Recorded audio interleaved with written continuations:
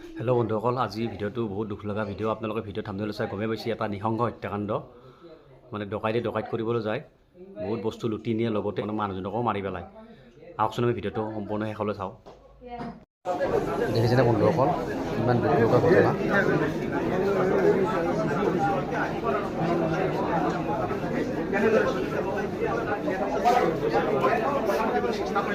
উল্লেখ কৰিছিল যে এনেকুৱা ঘটনা অতি দুখজনক ঘটনা। এগৰাকী মানুহক ঠেকেচি হত্যা কৰা হৈছে। কি ক'ব এই সময়ত, কি বিচাৰিব আপোনালোকে আৰক্ষী?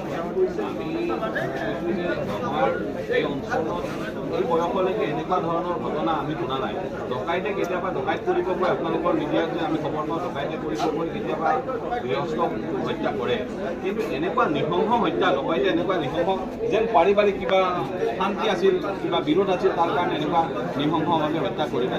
আৰু আগতেও কৈছোঁ যে আমাৰ বৰ্ণতী হাটখোলাৰ পৰা এই শিৱ মন্দিৰটোলৈকে এই ৰাস্তাটো PWD ৰাস্তাটো জনশূন্য, মানুহ নাই। গতিকে এইখিনি জেগাত নিশা হ'লে পুৰা পাই ড্ৰাগছ খোৱা মানুহৰ উপদ্ৰৱ বাঢ়ে। ৰাতি হ'লে যদি আপুনি আহে দেখা পাব যে ৰাস্তাৰ কাষে কাষে মানুহে জুম বান্ধি মদ খাই আছে, নাইবা কিবা হয়তো কৰি আছে।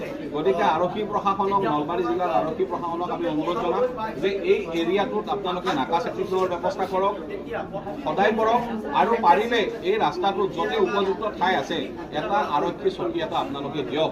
এটা বস্তু মই আপোনাক সুধিছোঁ, ইতিমধ্যে পৰিয়ালৰ লোকে প্ৰকাশ কৰিছে যে জোৰ চাৰিটো জেগাতে পোৱা হৈছে, এতিয়াকৈ হিমলেট জ্বলাই থৈ আছে। গোটেই ঘটনাটো চালে এটা পূৰ্ব পৰিকল্পিত বা এই ঘৰখনৰ লগত কোনোবা সম্পৰ্ক থকা মানুহ জড়িত থকা যেন লাগে। আপোনালোকৰ কেনেকুৱা অনুমান? হ'ব পাৰে, কিন্তু এই কথাখিনি যিহেতু আৰক্ষী তদন্তৰ আওতাত আছে, এইখিনিত ঘৰুৱাভাৱে আমি কিবা মন্তব্য দিয়াটো আৰক্ষীৰ তেখেতসকলৰ যিটো অনুসন্ধান বেগাত জন্মাব। গতিকে আমি আশা কৰিম আৰক্ষীয়ে এই ক্ষেত্ৰত বিহিত ব্যৱস্থা ল'ব, তেখেতসকলৰ যিমানখিনি মেচিনাৰিজ আছে মেচিনাৰিজ তেখেতসকলে ব্যৱহাৰ কৰিব, আৰু অনতিপলমে দোষীক কাৰায়ত্ব কৰি দৃষ্টান্তমূলক শাস্তি প্ৰদানৰ ব্যৱস্থা কৰিব। হয়, দোষী আচলতে দৃষ্টান্তমূলক শাস্তি কৰিব লাগে। ইতিমধ্যে দেখিবলৈ পাইছে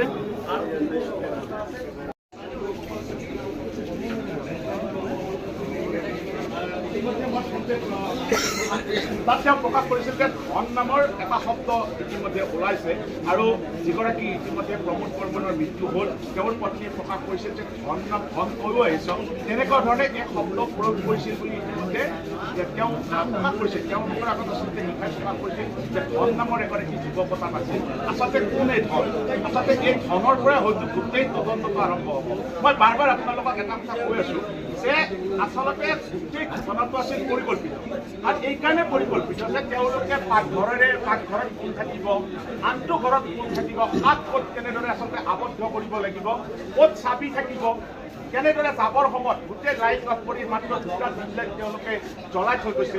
গতিকে সকলো পৰিকল্পনাভাৱে আচলতে পৰিকল্পনা মতে হোৱা যেন এই সময়ত সন্দেহ হয়। আৰু তাৰ পৰা এটা কথা স্পষ্ট হৈ পৰে, যিহেতু ইয়াত পুত্ৰ বা কন্যা নাথাকে, অকল পিতৃ মাতৃ থাকে। গতিকে তেওঁলোকে কৰ্মৰ তাগিদতে হওক বা বিভিন্ন ধৰণৰ আচবাব ঘৰতে হওক দুই এজনে হয়তো ইয়াত সহায় কৰিব পাৰে। তেনেকুৱা হয়তো মানুহৰ হয়তো এই পৰিয়ালটোৰ লগত কোনো সঞ্জীৱ থাকিব পাৰে, বা হয়তো ধন সম্পত্তি বা সোণ গহনা এইবিলাক থকাৰো তেওঁলোকে আচলতে ভাবিব পাৰে, আৰু তেনেকুৱা ধৰণেও আচলতে কিছুমানে এনেকুৱা ধৰণৰ কাম কৰিব পাৰে। গতিকে সকলো প্ৰক্ৰিয়া ইতিমধ্যে নলবাৰীৰ জিলা আৰক্ষী অধীক্ষকে আমাক প্ৰকাশ কৰিছে যে আচলতে গোটেই প্ৰক্ৰিয়াটো ইতিমধ্যে আৰম্ভ হৈছে। প্ৰাথমিক তদন্ত ইতিমধ্যে আৰম্ভ হৈছে। CIDৰ পৰা ইতিমধ্যে ফিংগাৰ প্ৰিণ্টৰ তিনিগৰাকী লোক ইতিমধ্যে আহি পাইছে, তেওঁলোকে ফিংগাৰ প্ৰিণ্ট লৈছে। গতিকে সকলো আচলতে আৰক্ষীয়ে আৰম্ভ কৰিছে। কিন্তু এটা কথাই ক'ব লাগিব, ইতিমধ্যে এগৰাকীয়ে প্ৰকাশ কৰিছে যে আচলতে এটা এই যিটো পথ, অৰ্থাৎ এই গাঁওখনৰ পৰা ওলাই গৈ আপুনি যিটো পথ পাব, সেইপিনে বৰ্ণতী থাকিব, এইফালে আপোনালোকৰ চালকুচি থাকিব। গতিকে এই যিটো পথ, এই পথটো আচলতে যথেষ্ট এক নিৰল পথ। নিশাৰ ভাগত ইয়াত বিভিন্ন ধৰণৰ মানুহ ইয়াত প্ৰকাশ কৰে, কিছুমানে মদ্যপান কৰে, কিছুমানে ড্ৰাগছ খায়। যিমান আচলতে অসামাজিক কাৰ্যকলাপ থাকে ইয়াত নিৰ্বিঘ্নে বিভিন্ন স্থানৰ পৰা আহি, এই স্থানৰ লোক বুলি মই ক'ব যোৱা নাই, বিভিন্ন স্থানৰ পৰা আহি এই পথটোত তেওঁলোকে এই অসামাজিক কাৰ্যকলাপত তেওঁলোক জড়িত হয়। গতিকে এনেকুৱা ধৰণৰ এক অসামাজিক কাৰ্যকলাপৰ পৰা হয়তো এনেকুৱা সমস্যা কৰিব পাৰে। গতিকে তদন্তত সকলো ওলাই পৰিব আচলতে ইয়াৰ কোনোবা জড়িত আছে নে আচলতে বাহিৰৰ পৰা কোনো আচলতে ডকাইত আনি তাত আচলতে ইয়াৰে কোনোবা এনেকুৱা ষড়যন্ত্ৰ কৰিছে। স্পষ্ট হৈ পৰিব। আমি পূৰ্বৰ লগত কথা পাতিছোঁ, আৰক্ষীৰ লগত কথা পাতিছোঁ, এই আত্মীয়ৰ লগত কথা পাতিছোঁ, কিন্তু এতিয়া যিহেতু মৃতদেহটো লৈ যোৱা হ'ব মৰণোত্তৰ পৰীক্ষাৰ বাবে নলবাৰী অসামৰিক চিকিৎসালয় লৈ যোৱা হ'ব, গতিকে আৰক্ষীৰ লোকসকল বা পৰিয়ালৰ লোকসকল তাত ব্যস্ত হৈছে। কিন্তু মই এটা কথা মই ইতিমধ্যে উল্লেখ কৰিছোঁ যে এই যিটো ঘটনা, এই ঘটনাটোৱে আচলতে অকল এই অঞ্চলটো নহয়, অকল নলবাৰী নহয়, আচলতে সমগ্ৰ অসমকে চুই গৈছে। আচলতে ভয় আৰু শংকা বাঢ়িছে, সকলোৰে ভয় আৰু শংকা পৰিলক্ষিত হৈছে। কালি নিশাৰে পৰা ইয়াত এনেধৰণে গাঁৱৰ লোকসকলে এই পৰিয়ালটোৰ লগত তেওঁলোকে আছে, এই পৰিয়ালটোৰ এই বিপদৰ সময়ত তেওঁলোকে ওচৰত থাকিবলৈ চেষ্টা কৰিছে, দেখিবলৈ পাইছে। মই বন্ধুসকল, বহুত দুখ লগা ঘটনা। আপোনালোকে ভিডিঅ'টো চালে, কি ক'ম আৰু ভিডিঅ'টো ইমানটা সামৰিছোঁ। জয় অসম।